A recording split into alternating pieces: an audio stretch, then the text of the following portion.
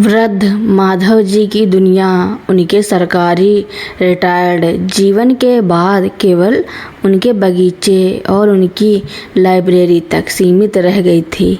उनका बेटा समीर शहर का एक बड़ा बिल्डर था। समीर की पत्नी शालिनी आधुनिक ख्यालों की महिला थी, जिसे माधव जी की सादगी और उनके पुराने कपड़े दोनों ही आउटडेटेड लगते थे। घर में सब कुछ था, सुविधाएं, पैसा और रुतबा, लेकिन माधव जी के लिए वहाँ प्यार की कमी थी। समीर और शालिनी के लिए माधव जी एक जिम्मेदार बोझ थे। सुबह की चाय की मेज़ पर अखबार की जगह अक्सर उनकी शिकायतों की फाइलें रखी होती थी। एक दिन समीर ने घर का रेनोवेशन कराने का फैसला किया। उसने अपने पिता से कहा, पिताजी, अब इस पुराने कमरे में रहने का क्या फ़ायदा? आप पीछे वाले स्टोर रूम में शिफ्ट हो जाइए। आगे का हिस्सा गेस्ट रूम बनाना है। माधव जी चुपचाप मान गए। उन्हें पता था कि वे अब सिर्फ एक मेहमान हैं। स्टोर रूम में सीलन थी, लेकिन उन्होंने कुछ नहीं कहा। उनकी इकलौती खुशी उनका पोता अंश था। अंश अपने दादाजी से कहानियाँ सुनता और उनकी बातों से सीखता। एक शाम समीर एक बड़ी डील के सिलसिले में घर आया। उसे घर के ज़रूरी कागजात और कुछ नकदी की ज़रूरत थी, जो उसने एक तिजोरी में रखी थी, लेकिन वह तिजोरी की चाबी नहीं मिल रही थी। गुस्से में उसने शालिनी पर चिल्लाना शुरू कर दिया। बात बहस से झगड़े तक पहुंच गई। समीर ने अपना सारा गुस्सा पिता पर निकाला। आपकी वजह से ही ये घर बिखरा पड़ा है। जब से आप यहाँ आए हैं, घर में कलह है। माधव जी ने सिर झुकाकर कहा, बेटा, चाबी मैंने अलमारी के पीछे गिरा दी थी, वो रही। समीर ने उन्हें सुना अनसुना कर दिया और शालिनी के साथ कमरे में चला गया। उस रात 10 साल का अंश अपने दादाजी के कमरे में गया। उसने देखा कि दादाजी एक पुरानी डायरी लिख रहे थे। अंश ने पूछा, दादाजी, क्या आप उदास हैं? माधव जी ने मुस्कुराकर कहा, नहीं बेटा, मैं बस हिसाब लिख रहा हूँ। अगली सुबह जब समीर और शालिनी सोकर उठे तो उन्हें माधव जी कमरे में नहीं मिले। स्टोर रूम खाली था। उनकी पुरानी छड़ी गायब थी। डाइनिंग टेबल पर एक पत्र था और साथ में एक पैसे का लिफाफा। समीर ने पत्र पढ़ा, बेटा, तुमने कल कहा था कि मैं घर पर बोझ हूँ। मैंने जीवन भर जो भी कमाया वो तुम्हारी शिक्षा और इस घर में लगा दिया, लेकिन आज महसूस हुआ कि मैंने तुम्हें सिर्फ पैसा कमाना सिखाया, संस्कार नहीं। मैंने अपना सामान समेट लिया है। रही बात पैसों की, तो मैंने अपनी पेंशन के सारे पैसे इसी लिफाफे में रख दिए हैं। ये तुम्हारे इस घर का किराया है, जो मैंने पिछले 6 महीने से नहीं दिया था। अब मैं अपनी बाकी ज़िंदगी शांति से काट लूँगा। समीर को झटका लगा। उसने पूरे शहर में पिता को ढूंढने की कोशिश की, लेकिन वे कहीं नहीं मिले। घर एकदम सूना हो गया। शालिनी अब घर के कामों में उलझ गई थी और समीर बिजनेस की भागदौड़ में। 6 महीने बीत गए। समीर को एक बिजनेस ट्रिप पर एक छोटे से गांव जाना पड़ा। वहां एक वृद्ध आश्रम के बाहर उसने एक बूढ़े व्यक्ति को बच्चों को पढ़ाते देखा। वह माधव जी थे। वे बहुत शांत और खुश थे। समीर दौड़कर उनके चरणों में गिर गया। पिताजी, घर चलिए, मेरी गलती थी, मुझे माफ़ कर दीजिए। माधव जी ने उसे उठाया और कहा, समीर, मैं वापस नहीं आऊँगा, लेकिन एक बात याद रखना, आज मेरा पोता अंश भी यहाँ है।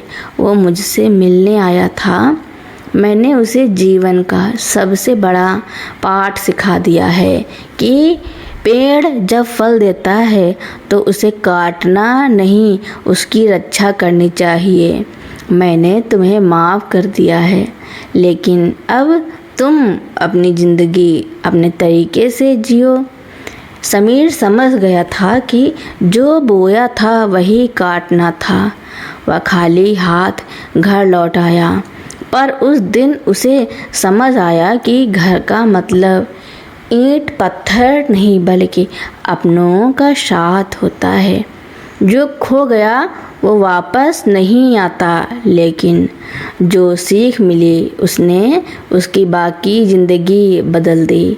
समीर उस दिन खाली हाथ लौटा, लेकिन उसका मन पूरी तरह बदल चुका था। घर पहुंचते ही उसे शालिनी का वह बदला हुआ रूप नहीं बल्कि घर का खालीपन एक गूंज की तरह सुनाई देने लगा था। समीर ने घर में घुसते ही देखा कि शालिनी सोफे पर बैठी फ़ोन में उलझी थी। उसने चिल्लाकर कहा, शालिनी, आज से हम अपनी ज़िंदगी के तरीके बदल रहे हैं। कल तक हम अपने घर की खुशियाँ ढूंढ रहे थे, लेकिन मैंने आज देख लिया कि खुशियाँ तो पिताजी के साथ उस आश्रम की चौखट पर बैठी थी। शालिनी ने तंज कसा, तो क्या अब तुम अपना पूरा बिजनेस छोड़कर उनके साथ वहाँ रहने जाओगे? समीर शांत रहा, लेकिन उसकी आंखों में एक अजीब सी चमक थी। उसने उसी दिन अपने उस आलीशान घर को बेचने का फैसला किया। उसने सोचा, यह घर नहीं, यह तो अहंकार का महल है जिसे पिताजी की आह ने खोखला कर दिया है। उसने घर बेचा और उसी शहर के पास एक छोटा सा लेकिन हवादार घर लिया। उसने शालिनी से साफ कह दिया, अगर तुम मेरे साथ और मेरे सिद्धांतों के साथ रहना चाहती हो तो स्वागत है, वरना तुम जाने के लिए आज़ाद हो। शालिनी को लगा कि अब समीर उसे छोड़ने से नहीं डरेगा, तो उसने अपना व्यवहार बदलना शुरू कर दिया। अगले दिन समीर सीधे आश्रम पहुंचा। उसने माधव जी के पैर छूते हुए कहा, पिताजी, मैंने वह घर बेच दिया है।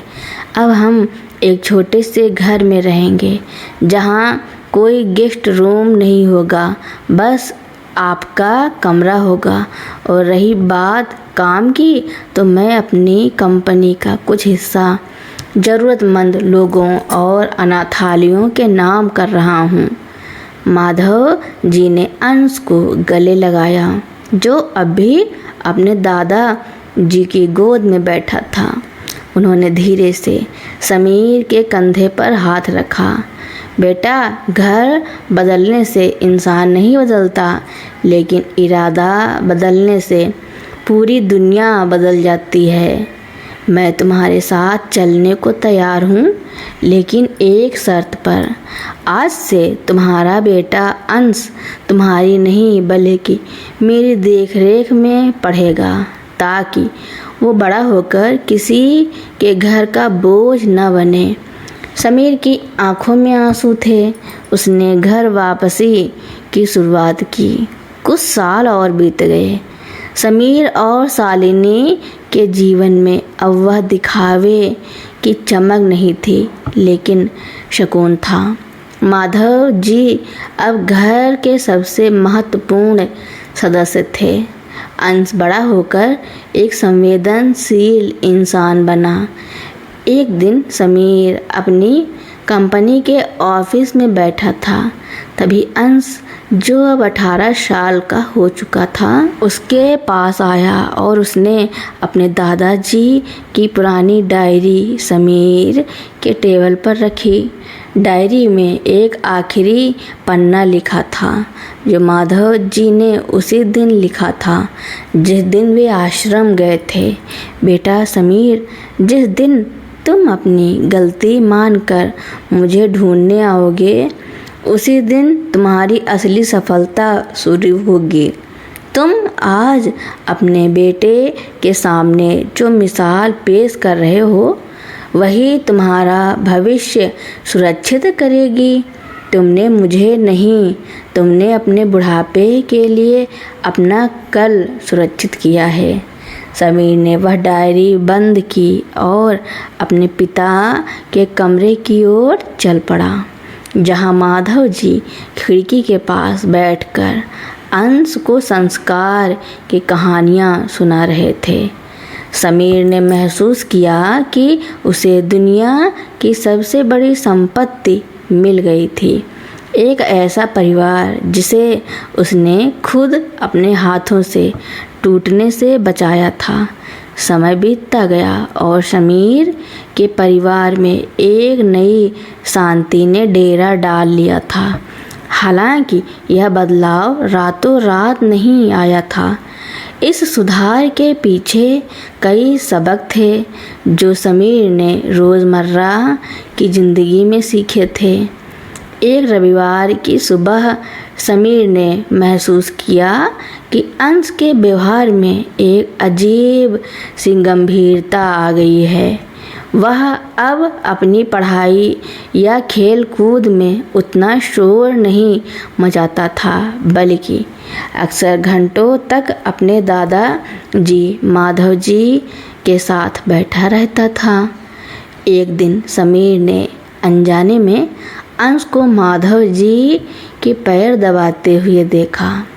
समीर के मन में एक पुरानी याद ताज़ा हो गई, वही घमंड वाला दौर जब उसने अपने पिता को स्टोर रूम में भेज दिया था। उसे लगा कि कहीं अंश भी वही सब तो नहीं देख रहा। उसने अंश को बुलाकर अकेले में पूछा, बेटा तुम अक्सर दादाजी के पास इतने गंभीर क्यों बैठे रहते हो? क्या वे तुम्हें कोई कहानी सुना रहे हैं? अंश ने मासूमियत से जवाब दिया, पापा दादाजी मुझे कहानियाँ नहीं सुनाते, वे मुझे समय का हिसाब सिखाते हैं। वे कहते हैं कि इंसान जो भी आज दूसरों के साथ करता है, समय वही चीज़ चक्रवृद्धि ब्याज की तरह वापस लौटाता है। उन्होंने मुझे यह भी बताया कि आपने उन्हें घर से जाने के लिए क्यों कहा था। समीर का गला रूंध गया। उसने अंश को गले लगाते हुए कहा, बेटा वो मेरी ज़िंदगी की सबसे बड़ी भूल थी। मैं चाहता हूँ कि तुम उस भूल से सीखो, पर उस बोझ को अपने मन में न रखो। माधव जी ने दूर से यह सब देखा और मुस्कुरा दिए। उनके लिए उनकी सबसे बड़ी जीत यह थी कि उनका बेटा और पोता दोनों ही इंसानियत की भाषा समझ चुके थे। और कुछ साल और गुजरे। समीर अब बूढ़ा हो रहा था और माधव जी बहुत वृद्ध हो चुके थे। अब स्थिति बदल गई थी। शालिनी, जो कभी माधव जी को बोझ समझती थी, अब खुद उनकी सेवा में कोई कसर नहीं छोड़ती थी। उसे यह एहसास हो गया था कि घर की असली रौनक किसी महंगी वस्तु से नहीं, बल्कि घर के बुजुर्गों के आशीर्वाद से होती है। एक दिन अंश, जो अब एक सफल युवा बन चुका था, अपने पिता समीर के पास आया। उसने समीर के हाथ में एक यात्रा का टिकट दिया। समीर ने पूछा, यह क्या है बेटा? अंश ने कहा, पापा आप और दादा जी ने मुझे बहुत कुछ सिखाया है। अब आपकी बारी है। आप दोनों दुनिया की उन जगहों पर जाइए जहां आप जाना चाहते थे, पर काम और जिम्मेदारियों की वजह से कभी नहीं जा पाए। मैं घर और ऑफिस का काम संभाल लूँगा। समीर की आंखों से आंसू छलक पड़े। उसने अपने बेटे में अपने पिता का अक्स देखा। उसे समझ आया कि उसने जो संस्कारों का बीज बोया था वह अब एक विशाल वृक्ष बन चुका था, जो न केवल फल दे रहा था बल्कि छाया भी। उस शाम माधव जी ने अपनी डायरी का आखिरी पन्ना लिखा, जीवन एक यात्रा। हम दूसरों के साथ जैसा व्यवहार करते हैं वही हमारे अंत का सुखद या दुखद सफ़र तय करता है। मैंने अपना कर्ज चुका दिया और मेरे बेटे ने अपना हक कमा लिया। इस परिवार ने साबित कर दिया कि रिश्तों को सुधारने में कभी देर नहीं होती। बस एक बार अपना अहंकार छोड़कर माफ़ करने और माफ़ी मांगने की हिम्मत जुटानी होती है। माधव जी की उम्र अब 85 वर्ष के पार हो चुकी थी। एक रात उनकी तबीयत अचानक इतनी बिगड़ गई कि उन्हें अस्पताल में भर्ती कराना पड़ा। डॉक्टर ने बताया कि उन्हें तत्काल एक बहुत जटिल सर्जरी की आवश्यकता है, जिसमें जोखिम बहुत अधिक था। अस्पताल के उस ठंडे गलियारे में जहाँ कभी समीर ने अपने पिता को बोझ समझा था, आज वही समीर अपने पिता के लिए भगवान के आगे हाथ जोड़कर रो रहा था। शालिनी, जो कभी शिकायतें किया करती थी, आज रात भर जागकर माधव जी की सेवा में लगी थी। सर्जरी के दौरान अंश ने अपने पिता का हाथ मजबूती से थामे रखा। समीर ने कांपती आवाज़ में कहा, अंश, अगर पिताजी को कुछ हो गया तो मैं खुद को कभी माफ़ नहीं कर पाऊँगा। मैंने उन्हें जो दुख दिए उनका हिसाब अभी बाकी है। अंश ने पिता की आंखों में देखकर कहा, पापा, आपने जो प्यार उन्हें पिछले कुछ वर्षों में दिया उसने उन पुराने जख्मों को भर दिया है। पिताजी की खुशी उस हिसाब किताब में नहीं बल्कि इस बात में है कि आप उनके साथ खड़े हैं। सर्जरी सफल रही, लेकिन माधव जी को पूरी तरह होश में आने में कई दिन लग गए। जब उन्होंने अपनी आंखें खोली तो देखा कि समीर उनके बिस्तर के पास सिर झुकाए सो रहा था और शालिनी उनके लिए गर्म सूप तैयार कर रही थी। होश में आते ही माधव जी के चेहरे पर वही पुरानी शांत मुस्कान थी। उन्होंने धीरे से समीर के सिर पर हाथ रखा। समीर तुरंत जाग गया। पिताजी, आप ठीक हैं? मुझे बहुत डर लग गया था। समीर ने उनकी झुर्रियों भरे हाथ को चूमते हुए कहा। माधव जी ने धीमी आवाज़ में कहा, बेटा, एक बूढ़े पेड़ की जड़ें जब तक अपने परिवार के साथ जुड़ी रहती हैं वह कभी नहीं सूखता। मुझे डर नहीं था क्योंकि मुझे पता था कि मेरा बेटा मेरे पास है। कुछ महीनों बाद माधव जी पूरी तरह स्वस्थ होकर घर लौट आए। अब उस घर का माहौल बिल्कुल बदल चुका था। समीर और शालिनी ने निर्णय लिया कि वे अपना बड़ा घर बेचकर उस पुराने पुश्तैनी घर में वापस जाएंगे जहां माधव जी का बचपन बीता था। उन्होंने उसे ठीक करवाया और एक आश्रय जैसा बना दिया जहाँ वे न केवल माधव जी की सेवा करते बल्कि आसपास के बुजुर्गों के लिए एक छोटी सी साझा बैठक भी शुरू की। अंश अब बड़ा हो गया था और अपने दादा जी की उन कहानियों को लिख रहा था जो उन्होंने उसे सुनाई थी। उसने उन कहानियों का एक संग्रह प्रकाशित किया जिसका शीर्षक था जड़ों की वापसी। किताब की पहली प्रति उसने अपने दादा जी को भेंट की। पहले पन्ने पर लिखा था उन लोगों के नाम जो घर को सिर्फ 4 दीवारें समझते हैं और उन लोगों के लिए जो उसे आत्मा बनाना जानते हैं। माधव जी की आंखों में संतोष के आंसू थे। उन्होंने अपना जीवन जिस तरह शुरू किया था उसका अंत उससे कहीं अधिक सम्मानजनक और प्रेमपूर्ण था। समीर और शालिनी ने उस घर को एक ऐसा स्वर्ग बना दिया था जहां शिकायतों की जगह अब केवल स्मृतियों की मिठास थी। समय का चक्र पूरा हो चुका था। जो कभी एक बोझ थे वे अब उस परिवार की नींव बन चुके थे।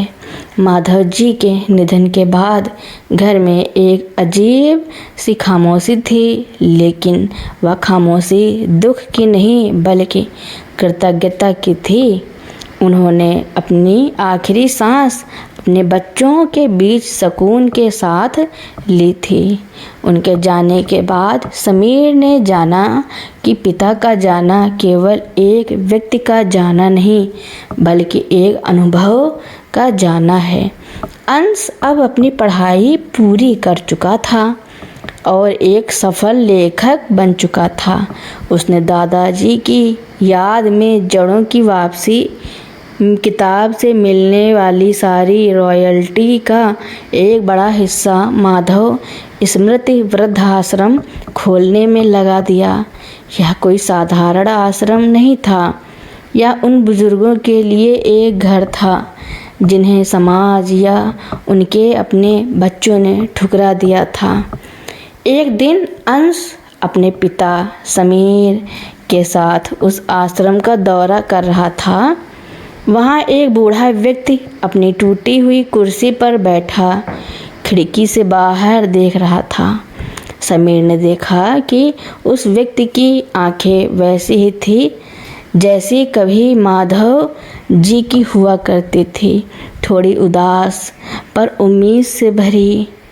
समीर उस बुजुर्ग के पास गया, उनके पैर छुए और धीरे से उनके बगल में बैठ गया। उसने अपना हाथ उनके कंधे पर रखा और कहा, बाबा घबराइए मत, अब आप अकेले नहीं हैं। समीर ने वहाँ बैठकर उन बुजुर्गों की बातें सुनी।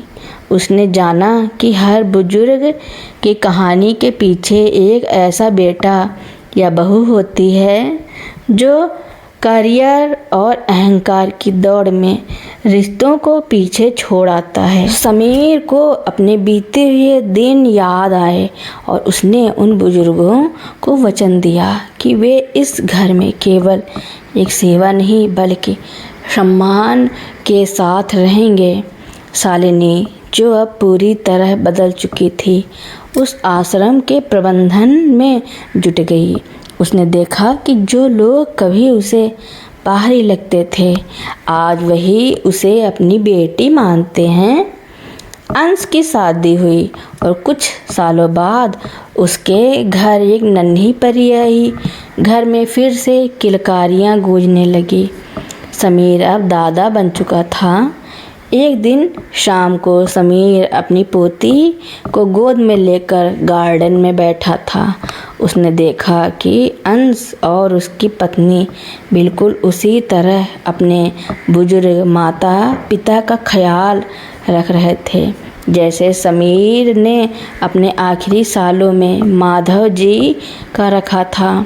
समीर ने मुस्कुराते हुए अपनी पत्नी शालिनी का हाथ थामा और कहा, शालिनी देखो, संस्कार कभी मरते नहीं, वे बस पीढ़ी दर पीढ़ी यात्रा करते हैं।